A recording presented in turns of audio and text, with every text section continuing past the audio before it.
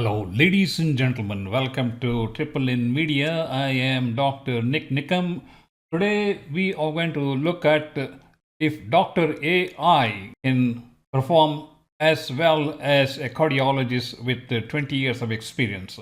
I've been a cardiologist since 1980 in Houston, Texas, and we're going to put this AI, Dr. AI, to test with a typical cardiac patient who presents to a cardiologist's office. 95% of the patients we see in our offices are related to these types of patients, and let's see how well the AI can analyze the patient history, take the physical findings, come up with an initial list of diagnosis, come up with the recommended tests and medication treatments and patient instructions, all these things put together. This is a great learning experience. It boils down to you as the AI, ultimate AI, as to what you want to do with the information. But I'm just showing a way in which a primary cardiologist or a primary doctor or a family doctor can generate their notes by taking the history from the patient. A nurse practitioner can take the history and you do the examination, you put your exam findings and post them to a search engine like ChatGPT. I use Perplexity, and let us see how well Perplexity can perform as Dr. AI. Gone are the days of Dr. Google. Here comes the new kid on the block, Dr. AI versus a cardiologist. So let's begin with the main feature presentation. So I'm going to take you to the Perplexity website, AI website, and I posted this a brief history of a cardiac patient. As you can see, a patient with a history, examination, test, diagnosis, treatment plans, and follow-up. This is my proposal. This is a 65 years old male, obese, BMI of 32.2. It should be 32.2. Hypertension, diabetes, smoking half a pack of cigarettes, alcohol 2 ounces per day, comes with exertional chest pain on walking 1,000 steps, relieved by rest, no history of heart attack, family history of diabetes and heart disease, cough, recent weight gain, blood pressure 170/98, pulse 90, jugular venous distension, systolic murmur in the aortic area, some basal rales, a total cholesterol of 240, LDL 75, triglycerides 340, EKG showing left ventricular hypertrophy with depolarization changes. Now I asked Dr. AI, what are the differential diagnoses? What additional tests would you recommend? And what treatment plans would you initiate? And what advice would you give to the patient? Let us see how Dr. AI responded. And the most important thing I want to bring to your attention is it can be a very good educational tool as to how to systematically analyze a patient, organize your presentation, and come up with logical explanations.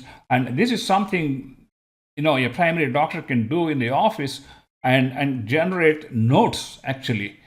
That may be going too far, but at the end of the sign, before you sign, make sure you read the whole document before committing yourself. Based on the patient's history, exam, lab test, it summarizes the patient presentation. This is a 65 years old male, obese, hypertension, diabetes, no prior heart attack, family history, lab tests, and all these things. It comes up with a differential diagnosis, the top of which is a coronary artery disease with stable angina, exertional chest pain relieved by rest, points to myocardial ischemia, probably due to coronary atherosclerosis, especially with the risk factors like smoking, diabetes, hypertension, dyslipidemia. Heart failure, it also even considered a heart failure because of the presence of jugular venous distension, rales in the basis, and leg edema, and the overweight volume overload, congestive heart failure secondary to hypertension, or ischemic cardiomyopathy. Look at all these different things it is bringing out. It will be a great learning experience for medical students, for nurses, and then there is a systolic murmur it addresses. We need to look for the aortic stenosis. hypertensive heart disease can be related to the EKG changes may be related to the hypertensive heart disease and elevated blood pressure. Since this patient has diabetes, it even considers the possibility of a microvascular disease involving the myocardium. And then we have because of history of smoking and cough and shortness of breath, it even wants to consider the possibility of concomitant lung disease. And other causes are less likely musculoskeletal GI symptoms.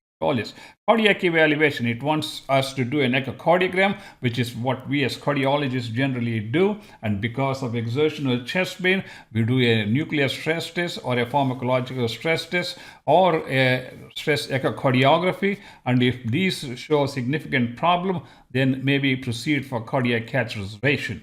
What are the lab tests would this Dr. AI order?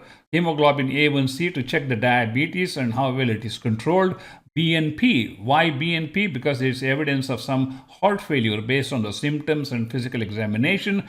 And of course, kidney function is important because we need to know what the kidney function is and why the patient has volume overload, and also to decide how the medications would interact in the presence of normal versus abnormal kidney function. Chest X-ray, of course, look for lungs congestion, heart size. A 24-hour blood pressure monitoring is a good option. Lipid profile, fasting, and pulmonary function tests. All right, now coming to the treatment plan. These are the recommendations for the patient. Smoking cessation, limit alcohol, diet, weight control, regular aerobic exercise. What are the medications it recommends? Assuming this is a brand new patient who has come to your office, here are the antihypertensive medications. To get your blood pressure target level of 130 over 80 millimeters of mercury, ACE inhibitors, ARBs, beta blockers, calcium channel blockers, all of these will be fine.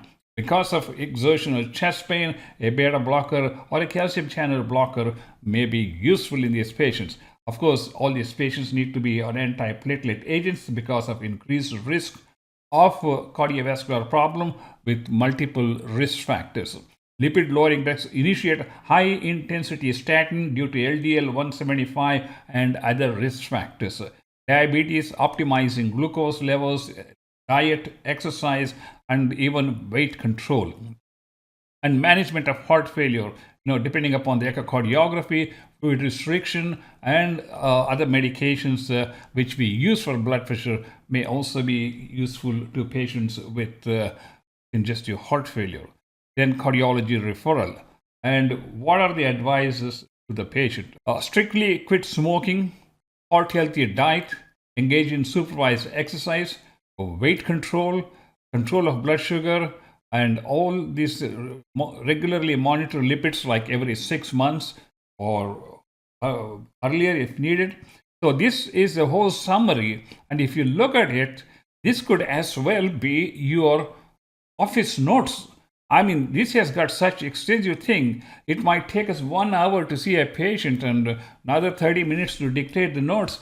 Whereas here, you put in the history, examination, and the initial lab studies, it will come up with the entire summary of what this patient has, which can be your office notes. It does a much better job than EMR templates, which are cookie cutter templates, but the AI is all specifically designed or specifically programmed to answer the questions that we pose in the initial query. So this is a great example of how AI can analyze, and this is a remarkable change from what it used to be. Most people went to Google, Dr. Google, for every question. Every time they were hurting in chest or knee or back, they would go to Google. But I think here you get much more knowledgeable information. Now, when I say knowledgeable, you should be able to understand what is knowledgeable and what is nonsense and what is noise. So that's an important thing. That's why the ultimate AI is our human brain. It is not the AI that can do a very excellent job in organizing the information, summarizing the data, creating a report. And as I said, this could very well be your office notes once you have edited, read, and deleted some of the information that is not relevant to this patient. This is just to give you a glimpse of where AI is today. You will be amazed as to how AI can expedite your work process. You forget about dictation anymore because the AI can do all the dictation and it can generate discharge summaries from the entire 300 pages discharge notes. So this is a glimpse of what AI can do in the field of medicine for general practitioners and for family doctors and internists and cardiologists. Right now, I'm talking about you don't need any extra finale. This one, it took me like 5 minutes. It took me longer to type the question than it took to get the complete report, the summary. What do you think? You think AI is here to help you streamline your monotonous dictation, editing, typing, all these things? Or just let the AI do your office notes and then you focus upon what is right, what is not right, and any additional things that you need to add to complete the notes? Let me know what you think, and please do leave your comments below. I will see you in the next presentation. I am Dr. Nik Nikam from Houston, Texas, a cardiologist.